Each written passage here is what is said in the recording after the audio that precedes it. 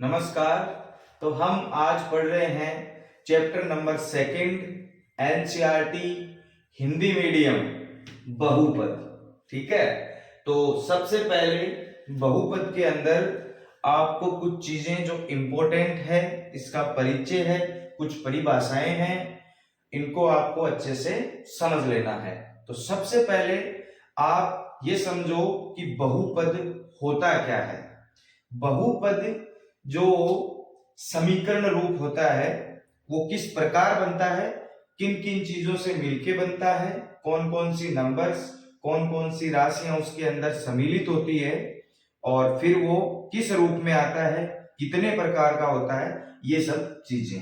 तो सबसे पहले है बहुपद। बहुपद की जो परिभाषा है वो कुछ इस प्रकार है। बहुपद हमारा चर और अचर राशियों से मिलकर बनता है। तो सबसे पहले आराम से आप बहुपद की परिभाषा को समझेंगे, इसके मैं एग्जाम्पल उदाहरण भी आपको बताऊंगा।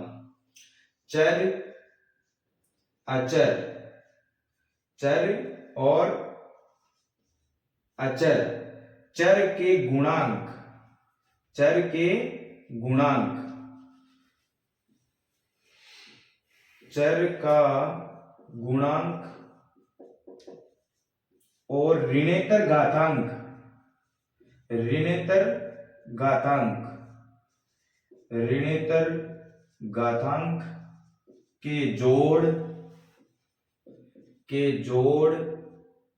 घटाव व गुणन की क्रिया से, गुणन की क्रिया से, गुणन की क्रिया से प्राप्त, गुणन की क्रिया से प्राप्त बीजगणितीय, बीजगणितीय व्यंजक को, बीजगणितीय व्यंजक को बहुपद कहते हैं। अब मैं आपको बताता हूं इसको ब्रीफली, ब्रीफली मतलब इसको चौड़ा करके बताऊंगा, आराम से खोल खोल के एक एक चीज समझनी है आपको ध्यान से। ठीक है, तो सबसे पहले आप देखिए चर। चर मतलब एक ऐसी राशि जिसको चरा जा सके, जिसकी वैल्यू निकाली जा सके। मतलब जैसे आपने 9th क्लास में कहीं पे पढ़ा होगा कि कोई समीकरण है x - 4 = 0। तो इसमें जो बीजीय व्यंजक है, जैसे कि इसमें बीजीय व्यंजक है x, तो इसको चर राशि बोलेंगे। कौन सी राशि बोलेंगे? ये चर राशि है क्योंकि इसको चरा जा सकता है, इसकी वैल्यू, इसका मान निकाला जा सकता है, तो हम इसको बोलेंगे चर राशि। क्या बोलेंगे? चर राशि। अब दूसरी जो आती है अचर। अचर मतलब जिसको चरा नहीं जा सके, जिसको हम चर नहीं सकते, जिसकी कोई भी वैल्यू नहीं निकाल सकते, जो अपने आप में खुद एक वैल्यू होती है। जैसे कि इस इक्वेशन के अंदर आपको दिखाई दे रहा होगा -4, तो ये अपने आप में एक -4 है, इसकी कोई दूसरी वैल्यू नहीं हो सकती। अब एक चीज आप ध्यान से देखिए कि जैसे x - 4 = 0 है, x - 4 = 0 है, उसमें x जो है वो एक चर है और ये जो 4 है वो एक अचर है। अचर जो है उसको चर नहीं सकते, उसकी कोई वैल्यू नहीं निकाल सकते, उसका मान आप ज्ञात नहीं कर सकते, लेकिन ये हर एक समीकरण के लिए, हर एक बहुपद के लिए स्पेशल होता है, अलग होता है, विशेष होता है।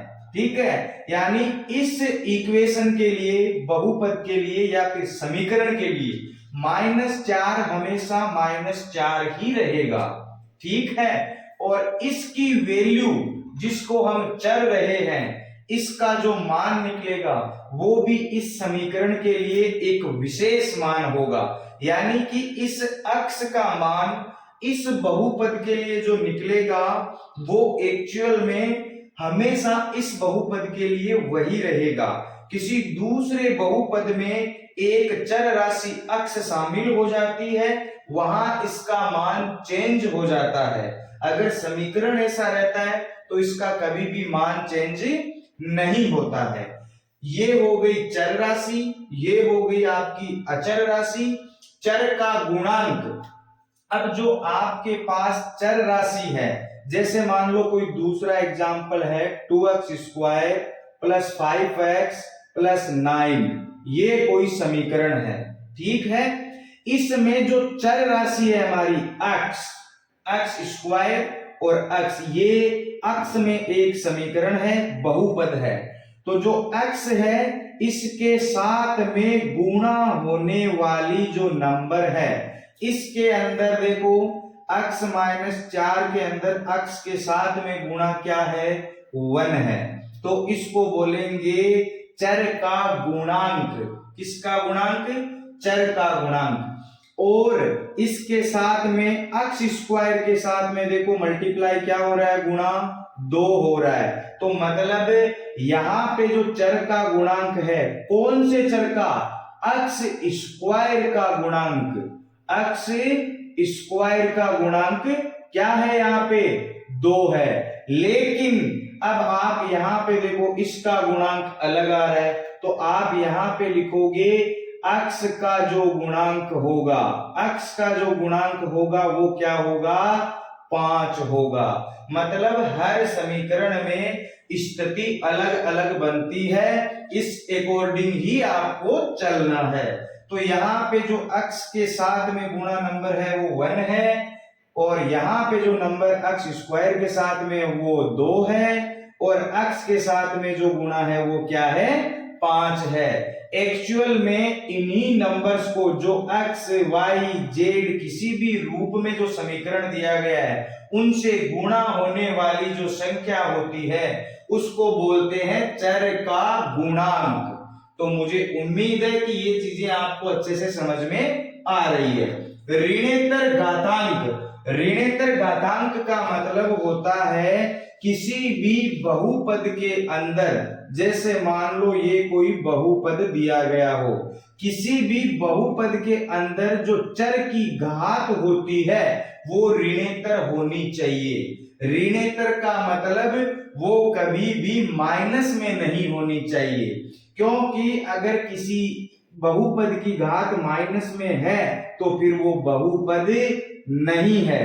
इसलिए ऋणेतर घातांक का मतलब ये है कि जो भी, जिस भी बीजीय व्यंजक में समीकरण दिया गया है, जिस वेरिएबल में आपको समीकरण दिया गया है, उसकी घात जो है वो हमेशा धनात्मक होनी चाहिए, पॉजिटिव होनी चाहिए। उसी को बोलते हैं ऋणेतर घातांक के जोड़, इनका जोड़। जैसे कि x square plus 5x plus 6 बराबर 0, ये कोई हमने समीकरण ले लिया है। इसमें देखो चर राशियां भी है, अचर राशि भी है, चर का गुणांक भी है। ऋणेतर घातांक मतलब घात भी धनात्मक है, पॉजिटिव है, प्लस के अंदर है, घात जो है वो माइनस में नहीं है। इसका मतलब इनके जोड़, ये देखो इनका जोड़ हो रहा है, इनके घटाव कोई जरूरी नहीं कि यहां प्लस हो, माइनस भी हो सकता है। इनका गुणन देखो यहाँ पे 5 जो है वो x से गुणा हो रहा है। ऐसी क्रियाएं, भाग नहीं होना चाहिए। भाग क्यों नहीं होना चाहिए मैं आपको बाद में बताऊंगा। अगर ये तीनों क्रियाएं होने के बाद आपको कोई बीजीय व्यंजक प्राप्त हो रहा है, मिल रहा है, तो ऐसे बीजीय व्यंजक का निरूपण, मतलब ऐसे बीजीय व्यंजक को ही क्या बोलोगे आप, बहुपद बोलोगे। क्या बोलोगे, बहुपद। ठीक है। अब आपको एक चीज बताता हूं, इसके जो एग्जाम्पल है वो किसी भी प्रकार में, किस किस प्रकार में हो सकते हैं। आप इसके जो उदाहरण है वो देखिए। x स्क्वायर भी एक बहुपद है, x स्क्वायर माइनस 4 भी एक बहुपद है, y स्क्वायर भी एक बहुपद है, y प्लस 2 भी एक बहुपद है, z प्लस 3 भी एक बहुपद है। इसके जो एग्जाम्पल है वो ये है। इनके अलावा भी बहुत सारे बहुपद हम इस पूरे प्रश्नावली के अंदर आगे पढ़ेंगे। अब इन बहुपद के अंदर देखो, इसमें जो चर राशि है वो नहीं है, अचर राशि सॉरी, इसमें जो अचर राशि है वो नहीं है, इसमें सिर्फ एक ही पद है। ये एक पदी बहुपद कहलाएगा, एक चर वाला बहुपद। अब देखो ध्यान से, हम इनको सबसे पहले आप अच्छे से एग्जाम्पल के अकॉर्डिंग समझ लेना। अब हम चल रहे हैं एक पद वाले बहुपद, एक चर वाले बहुपद सॉरी, जिसमें एक ही चर हो। जैसे हम सबसे पहले यहां पढ़ेंगे एक चर वाले बहुपद, एक चर वाले बहुपद जिनमें एक ही चर हो, यानी कि जिसकी हमें वैल्यू फाइंड करनी है, ऐसा केवल एक ही बीजीय व्यंजक उसके अंदर होना चाहिए। तो जैसे मान लो ये एक बहुपद है जिसमें सिर्फ एक ही अक्ष है और वही चर है। अब मान सकते हो आप 2y² माइनस 4, इसमें भी देखो एक ही चर है, y चर है इसमें, और इसमें कौन सा चर है, x चर है। कौन सा चर है, x चर है। अब आप यहाँ पे ये देख लीजिए 2x² प्लस 5x माइनस 6, इसमें भी देखो एक ही चर है, सारी जगह क्या लिखा हुआ है, अक्ष अक्ष अक्ष। तो ऐसे जो समीकरण जिसमें केवल एक ही चर होता है उसको हम बोलते हैं एक चर वाले बहुपद। एक चर वाले बहुपद में जो एक चर होता है उसकी घात के हिसाब से वैल्यू होती है, मान निकाला जाता है। अब आप ध्यान से देखिए, सबसे पहले एक चर वाले जो बहुपद है वो मैंने आपको बता दिए हैं। उम्मीद है कि जो मैं आज अभी तक पढ़ाया है मैंने आपको, वो आपको अच्छे से समझ में आ गया होगा। अब आपको मैं 3 एग्जाम्पल देता हूं, एक है 2x, एक है 3x प्लस 5, एक है 2x² प्लस 5x माइनस 7। ये इनको आप एक बार गौर से देखिए, इनमें क्या फर्क है। इनमें फर्क ये कुछ छोटा है, इसमें जोड़ जाड़ के कुछ बड़ा कर दिया है, फिर इसको और जोड़ जाड़ के और बड़ा कर दिया है, ठीक है। तो ये जो इक्वेशन होती है, इस रूप का जो बहुपद होता है उसको हम बोलते हैं एक पदी, मतलब इसमें सिर्फ एक ही पद होता है, तो ये कहलाता है एक पद वाला बहुपद, ठीक है। इसमें देखो 2 पद दिखाई दे रहे हैं, एक 3x है और दूसरा क्या है, 5 है, दूसरा क्या है, 5 है। तो ये हो गया द्विपदी, मतलब 2 पदों वाला बहुपद। और इसमें देखो कितने पद दिखाई दे रहे हैं, 1 2 और टोटल कितने हो गए, 3। तो इसको हम क्या बोलेंगे, त्रिपदी बहुपद। कौन सा है ये, त्रिपदी, यानी जिसमें जोड़ घटाव की क्रिया नहीं हो रही है, सिर्फ इस प्रकार का। इसके एग्जाम्पल आप और भी ले सकते हो, y² 9x 2z वगैरह वगैरह वगैरह। इसके एग्जाम्पल भी आप ले सकते हो, y² minus 5, z³ minus 3, z² plus 5, z plus 2, कितने भी एग्जाम्पल ले सकते हो। इसके भी आप कई उदाहरण ले सकते हो, 2x² plus 6x plus 5, x² minus 2x plus 2, कितने भी एग्जाम्पल आप ले सकते हो। तो कुल मिला के मेरा कहने का मतलब ये है कि ये एक पदी होता है क्योंकि इसमें एक ही पद है, और ये द्विपदी और ये त्रिपदी बहुपद। अब आप एक चीज ध्यान से देखिएगा, जैसे मान लो ये दिया गया हो, इसमें जो पद है वो कितने हैं, 3 पद है। मैं आपको एग्जाम्पल लेके अच्छे से इसको समझा देता हूं, आप वीडियो पे गौर करते रहें और मेरी जो बातें हैं उनको ध्यान से सुनते रहें। माना कि कोई बहुपद है 2x² प्लस 5x माइनस 7, इसको आप गौर से देखिए, इसमें कितने पद है? 3 पद है। कौन कौन से है बेटा जी? पहला 2x स्क्वायर, जो दूसरा है वो कौन सा है? 5x, और जो तीसरा है वो कौन सा है? -7। अब आपको चर का जो गुणांक है वो इसमें ज्ञात करना है। मैं अभी अभी बता चुका हूं आपको, परिभाषा के अंदर चर का गुणांक जो आया था उसमें मैंने आपके एग्जाम्पल लेके आराम से समझाया है। तो आप इस चीज को ध्यान से देखिएगा, इसमें जो गुणांक किस किस का कितना कितना गुणांक है वो दिखाया गया है। आराम से आप इस इक्वेशन को, इस बहुपद को देख के पता लगा सकते हो। तो जो पहला पद है इसमें आप क्या लिखोगे? x स्क्वायर का गुणांक, x स्क्वायर का गुणांक। तो x स्क्वायर का गुणांक कितना है? इसमें x स्क्वायर का गुणांक मतलब x से गुणा होने वाली नंबर कितना है? 2 है। दूसरा जो है वो है हमारा 5x। तो 5x के अंदर x का गुणांक, x का जो गुणांक है वो क्या है? x का जो गुणांक है वो क्या है? 5 है। क्या है?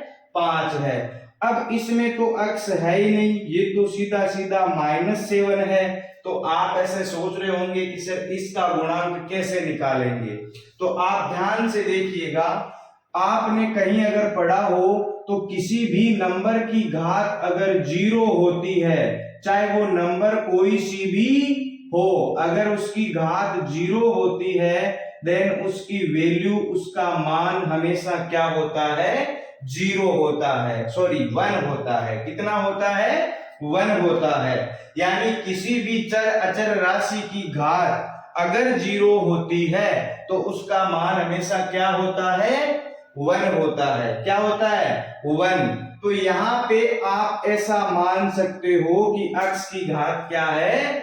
0 है। क्या है? x की घात 0 का मतलब हो जाएगा into 1, और -7 को अगर आप 1 से गुणा करेंगे तो इस पे कोई भी प्रभाव नहीं पड़ेगा, ये -7 ही रहेगा। अब आप ध्यान से देखिए इस चीज को, और आप यहाँ पे बता दोगे, लिख दोगे कि x की पावर 0 का, x की घात 0 का जो गुणांक है वो क्या निकल के आया है आपके सामने?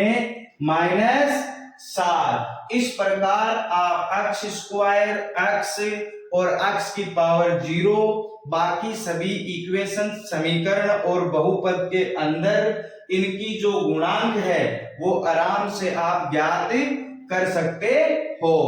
अब मैं आपको बता रहा हूं अचर बहुपद। अचर बहुपद का मतलब होता है एक ऐसा बहुपद जो बस वहीं तक सीमित रहे, जिसकी कोई भी वैल्यू, कोई भी मान आप नहीं ज्ञात कर सकते, क्योंकि ये अपने आप में एक मान है, फिक्स मान है। आप इसको कभी भी चेंज नहीं कर सकते। तो इन सारी नंबर्स के अंदर अगर किसी बहुपद की बात की जाती है तो आप इनको बोल सकते हो कौन सा बहुपद? अचर बहुपद। कौन सा बहुपद? अचर बहुपद बोल सकते हो आप। कौन सा बहुपद? अचर बहुपद। इन चीजों को आपको याद रखना है। अब मैंने एक ऋणेतर नाम लिया था अभी इस परिभाषा के अंदर। जो ऋणेतर है, ऋणेतर मतलब जिसकी घात हमेशा धनात्मक हो, ऋणात्मक ना हो। ऋणेतर का मतलब है ऋणात्मक नहीं होना, माइनस में नहीं होना, पॉजिटिव में होना। तो आप ध्यान से देखिएगा, जैसे मान लो px किसी समीकरण का रूप है, और वो जो रूप है वो कुछ इस प्रकार का है, x स्क्वायर 5x प्लस 3। मान लेते हैं कि p यानी x वेरिएबल में, x बीजीय व्यंजक के अंदर कोई समीकरण है x square plus 5x plus 3। अब ऋणेतर जो है, मैं ये कहना चाहता हूं कि ऋणेतर के अंदर वो चीजें आती है जो ऋणात्मक नहीं होती है। जो हमेशा धनात्मक होती है। मेरा मतलब ये है कि अगर एक बहुपद की घात माइनस में है तो ऐसा बहुपद परिभाषित नहीं होता है। ऐसा बहुपद क्या परिभाषित नहीं होता है। इसलिए बहुपद की घात हमेशा क्या होती है, ऋणेतर होती है। तभी इस परिभाषा में लिखा है ऋणेतर घातांक, ऋणेतर घातांक, यानी कि घात जो है वो माइनस में नहीं होनी चाहिए। उम्मीद करता हूं कि आपको इसका जो परिचय है वो अच्छे से समझ में आ रहा होगा। अब आप पद के बारे में पढ़ चुके हो कि किस में कितने पद होते हैं, आप उनको ज्ञात भी कर सकते हो आराम से। और ऋणेतर ये भी समझ गए, चर अचर भी समझ गए। अब हम चलते हैं किसके पास, किसके पास चलेंगे अपन, सीधा सीधा अपन चलते हैं बहुपद की घात के ऊपर। अब आप ध्यान से देखिए, हम पढ़ेंगे बहुपद की घात। तो घात के बारे में अपन जान लेते हैं। कोई भी बहुपद आप मान लीजिए कि 3x cube plus 5x square plus 9x minus 7 कोई एक बहुपद है। ये जो बहुपद है इसमें घात क्या चीज होती है उसको आपको ध्यान से समझना है। तो बहुपद जिस व्यंजक के अंदर, जिस वेरिएबल के अंदर दिया जाता है, उस वेरिएबल की जो उच्चतम घात होती है, जो अधिकतम पावर, मैक्सिमम पावर जो होती है, उसको उस समीकरण की या फिर बहुपद की घात बोला जाता है। क्या बोला जाता है, घात बोला जाता है। जैसे कि ये बहुपद है 3x cube plus 5x square plus 9x minus 7। तो यहाँ पे x की उच्चतम घात क्या है, उच्चतम घात, x की जो उच्चतम घात है वो क्या दिखाई दे रही है आपको। यहाँ पे देखो x की घात 1 है, यहाँ पे x की घात 2 है, और यहाँ पे जो x की घात है वो कितनी है, 3। 3 से ज्यादा x की घात हमें इसमें नहीं दिखाई दे रही है। इसलिए इस समीकरण में जो x की उच्चतम घात है वो कितनी होगी, 3। यही इस समीकरण की क्या कहलाती है, घात कहलाती है। क्या कहलाती है, समीकरण की घात कहलाती है। आप अच्छे से समझ लेना, ये चीजें इस पूरे चैप्टर के अंदर बहुत काम आने वाली है। अब मैं आपको बता दूं कि बहुपद कौन कौन से आपके पाठ के अंदर, आपकी प्रश्नावली के अंदर है और उनको कैसे सोल्व किया जाता है। तो हम सबसे पहले जो बहुपद है उसके बारे में अपन पढ़ेंगे, और वो कौन सा बहुपद है, रेखिक बहुपद। कौन सा है, रेखिक बहुपद। तो रेखिक बहुपद के मैं आपको एग्जाम्पल बताता हूं, आप ध्यान से देखिएगा। x प्लस 4 y माइनस 7 और z प्लस 8, आप कितने भी एग्जाम्पल ले सकते हो। जिस समीकरण में, जिस बहुपद के अंदर दिए गए वेरिएबल या फिर चर राशि, चर राशि मतलब जैसे कि इसमें चर राशि x है, इसमें भी x है, इसमें y है और इसमें z है, इनकी जो स्थिति बनती है उसके अकॉर्डिंग इसको रेखिक पद बोला जाता है। और स्थिति किसके ऊपर बनती है, दी गई चर राशि की घात के ऊपर। कहने का मतलब ये है कि अगर किसी बहुपद की उच्चतम घात 1 होती है, कितनी होती है, 1 होती है, ऐसे बहुपद को आप क्या बोलोगे, रेखिक बहुपद बोलोगे। क्या बोलोगे, रेखिक बहुपद। जैसे कि इसमें x की घात 1 है, यानी किसी भी नंबर की घात अगर नहीं दी गई है तो एक्चुअली उसकी घात जो है वो हमेशा 1 होती है। तो इसकी घात कितनी है, 1 है, इसलिए ये रेखिक बहुपद कहलाता है। इस दूसरे वाले बहुपद के अंदर देखो x की घात कितनी है, 1 है, ये भी क्या कहलाएगा, रेखिक बहुपद। इसमें देखो y की घात कितनी है, 1 है, तो ये भी क्या कहलाएगा, रेखिक बहुपद। इसमें देखो z की घात कितनी है, 1 है। चारों के अंदर जो घात है, चर राशि की घात है, अलग अलग चर है लेकिन उनकी जो घात है वो क्या है, 1 है, इसलिए हम इसको बोलेंगे एक चर वाले बहुपद। कौन से बहुपद, एक चर वाले बहुपद।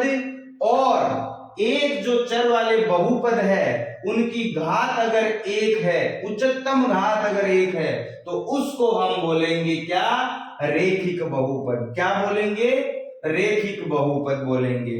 अब आपको नंबर 2 के ऊपर मैं बता रहा हूं द्विघात बहुपद।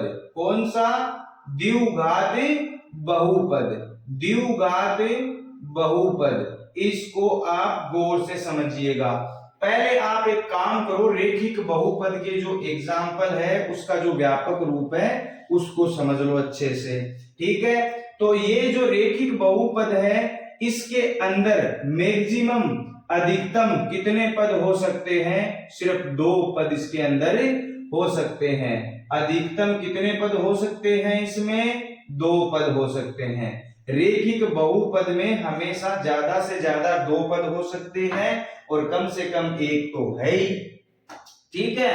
ये जो दोनों पद है इनको मिला के बनता है रेखिक बहुपद। आप इसका जो स्टैंडर्ड, इसका जो व्यापक रूप है कुछ इस प्रकार लिख सकते हैं, ax प्लस b, ये जो है ये इसका व्यापक रूप है।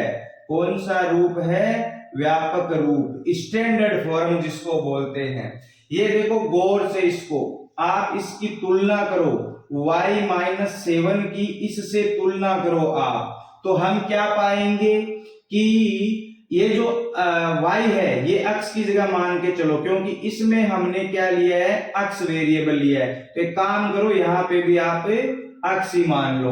अब आप देखो ध्यान से, इसके साथ में a गुणा है और इसके साथ में 1 गुणा है, और यहाँ पे जो b है वो क्या बता रहा है अपना, इस नीचे वाले जो एग्जाम्पल के अंदर है वो 7 बता रहा है। कितना बता रहा है, -7 बता रहा है। तो ये जो व्यापक रूप है ये इसका एकदम साधारण फॉर्म है, और इसकी जो वैल्यू निकल के आती है बराबर 0 करने पर कुछ इस प्रकार की निकल के आती है। ax बराबर इधर b जाएगा तो किसका हो जाएगा, माइनस का, और x बराबर क्या आ जाएगा, -b/a। और जो इसका x की जो वैल्यू निकल के आती है, जो मान निकल के आता है, इसको हम बोलते हैं, इस बहुपद का, इस समीकरण का शून्यक। क्या बोलते हैं, शून्यक बोलते हैं, इसको जीरोज बोलते हैं। क्या बोलते हैं, जीरोज, या फिर हिंदी में इसको क्या बोलते हैं, शून्यक बोलते हैं। तो इस जो व्यापक रूप वाला समीकरण है, इसका जो शून्यक है वो हमारे पास क्या आया निकल के, -b/a अगर निकल के आया है तो हम इसको ऐसे भी लिख सकते हैं। -b जो है वो क्या है, माइनस, और यहाँ पे आप लिख सकते हो शून्यक निकालने के लिए अचर पद। और ये जो फॉर्मूला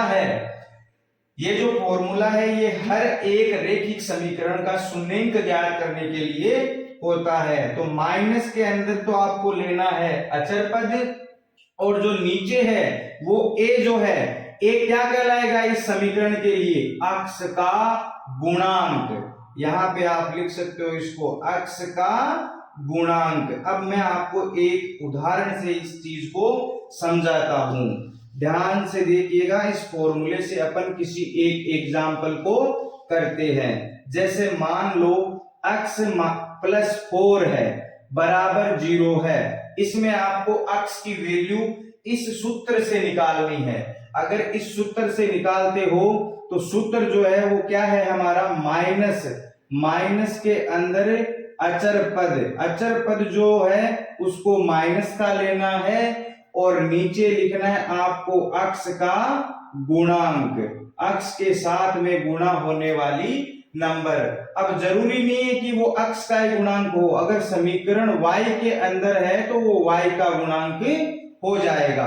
ठीक है, तो यहाँ पे जो अचर पद है वो क्या है हमारा 4 है, इसको माइनस में, और जो अक्ष का गुणांक है वो हमारा क्या है 1 है, इसलिए इस समीकरण का शून्यंक हो जाएगा -4/1, 1 का भाग 4 में देंगे 4 आएगा। मतलब इस समीकरण से हमारे पास, इस बहुपद से हमारे पास जो अक्ष का मान निकल के आ रहा है वो क्या आ रहा है -4 आ रहा है। तो उम्मीद करता हूं आपको रेखिक जो समीकरण है, बहुपद है, वो अच्छे से समझ में आ गया होगा। अगर आपको अच्छे से समझ में नहीं आया है तो आप इस वीडियो को बैक जाके दोबारा देख सकते हो, मुझे पूरा भरोसा है कि आप इसको अच्छे से देखोगे दोबारा से। अगर आपके समझ में नहीं आया है तो दोबारा तो आपके कंफर्म समझ में आ जाएगा। अब आपको मैं बता रहा हूं नंबर सेकंड के ऊपर जो है वो है द्विघाती बहुपद। द्विघाती बहुपद, द्विघाती बहुपद, द्विघाती बहुपद को बोलते हैं द्विघात बहुपद या फिर द्विघाती बहुपद। ऐसा बहुपद जिसमें बीजीय व्यंजक की जो घात है वो मैक्सिमम कितनी होनी चाहिए, मैक्सिमम वो 2 होनी चाहिए। कितनी होनी चाहिए 2 होनी चाहिए। जिस समीकरण, जिस बहुपद के अंदर जो घात है मैक्सिमम 2 हो किसी चर राशि की, अगर अक्ष के अंदर है तो उसमें चर राशि अक्ष होगी, अगर y के अंदर है तो उसमें चर राशि y होगी। लेकिन शर्त यह है कि जो भी चर है उसकी जो मैक्सिमम अधिकतम घात है वो कितनी होनी चाहिए 2 होनी चाहिए। कितनी होनी चाहिए 2। अगर ऐसी स्थिति बनती है तो उसको अपन द्विघाती बहुपद बोलेंगे। द्विघाती बहुपद का जो मेन व्यापक रूप होता है वो इस प्रकार होता है ax square plus bx plus c बराबर 0, जहां पे a कभी भी 0 नहीं होता है। a is not is equals to 0। ऐसे समीकरण के अंदर a कभी भी 0 नहीं होता है और जो a, b और c है ये सारी राशियां कौन सी राशियां हैं मेरे शेरों, ये सारी राशियां अचर राशियां हैं। मतलब इनकी जगह कोई संख्या आएगी, पूर्णांक आएगा, माइनस में या प्लस में कैसे भी आ सकता है। जैसे इसमें देखो a बराबर कितना आ रहा है, इसकी तुलना इससे करेंगे तो 3 आ रहा है। कितना आ रहा है 3। अगर bx की तुलना 5x से करेंगे तो इसमें b बराबर कितना आ रहा है बेटा 5 आ रहा है, और c की तुलना 6 से करेंगे तो यहाँ पे c बराबर कितना आ रहा है 6 आ रहा है। तो ये जो तीनों राशियां हैं 3, 5 और 6, तीनों की तीनों अचर राशियां हैं। तो ये शर्त है समीकरण के अंदर कि a कभी भी 0 नहीं होना चाहिए और ये तीनों की तीनों राशियां क्या होती है अचर होती है। ऐसा समीकरण रूप अगर आपको दिखता है, बहुपद का रूप अगर आपको दिखता है तो आप उसको बोलेंगे द्विघाती बहुपद। कौन सा द्विघाती बहुपद। द्विघाती बहुपद में मैक्सिमम अधिकतम जो पद होते हैं, अधिकतम पद कितने होते हैं बेटा इसमें, अधिकतम पदों की संख्या, अधिकतम पदों की संख्या जो होती है इसके अंदर होती है 3। कितनी होती है 3। जैसे रेखिक समीकरण, रेखिक बहुपद के अंदर कितनी थी 2 थी, उसमें जो अधिकतम पदों की संख्या थी वो 2 होती है, और इसमें जो अधिकतम पदों की संख्या होती है वो कितनी होती है 3 होती है। कितनी होती है 3। तो उम्मीद करता हूं कि द्विघाती भी आपको अच्छे से समझ में आ गया होगा। अब हम चलते हैं त्रिघाती बहुपद। कौन सा बहुपद, त्रिघाती बहुपद। कौन सा त्रिघाती, तो 3 घात वाला बहुपद। आप उदाहरण के तौर पे ये भी लिख सकते हो, आप ये भी लिख सकते हो, आप ये भी लिख सकते हो। देख लो 2x cube plus 3x square plus 5x plus 9। आप इसको ध्यान से देखिएगा, आराम से समझिएगा, ठीक है। तो जो त्रिघाती बहुपद है वो किस चीज पे डिपेंड करता है और इसकी जो परिभाषा है वो कैसे बनती है। एक ऐसा बहुपद जिसमें दी गई चर राशि की अधिकतम घात 3 होती है। जैसे इस बहुपद के अंदर चर कौन सा है, x है, इसकी अधिकतम घात कितनी है, 3 है। तो ये कौन सा बहुपद हुआ, त्रिघाती बहुपद होता है। कौन सा होता है, त्रिघाती। और ये देखो y क्यूब प्लस 3 दिखा गया है यहाँ पे, y की घात 3 प्लस 3। इसमें जो चर राशि है वो क्या है, y है। तो इसकी जो अधिकतम घात है 3 है, इसलिए ये भी क्या कहलाएगा, त्रिघाती बहुपद। और ये देखो 2x cube plus 3x square plus 5x plus 9, इसमें जो चर राशि है वो क्या है, x है। और x की जो ज्यादा से ज्यादा घात है, अधिकतम घात है, वो कितनी है, 3 है। इसलिए इसको भी अपन क्या बोलेंगे, त्रिघाती बहुपद। कौन सा बहुपद बोलेंगे, त्रिघाती बहुपद। अब जो त्रिघाती बहुपद है उसका जो व्यापक रूप है, व्यापक रूप क्या होगा इसका, कुल मिला के ax cube plus bx square plus cx plus d होगा। ये जो है रूप, ये अगर कहीं पे आपको इस प्रकार का समीकरण बहुपद दिखे तो उसको हम बोलेंगे त्रिघाती बहुपद। यहाँ पे a कभी भी 0 नहीं होना चाहिए। और जो हमारा सारे जो ये अचर पद है, कौन कौन से, a, b, c और d, ये सारे के सारी कौन सी राशियां है, अचर राशि। कौन सी है, अचर राशियां है। तो मैं ऐसे समझ पा रहा हूं कि रेखिक समीकरण या फिर रेखिक बहुपद, द्विघाती बहुपद और त्रिघाती बहुपद आपको अच्छे से समझ में आ गया होगा। अब हम पढ़ते हैं इनका जो है ज्यामितीय निरूपण।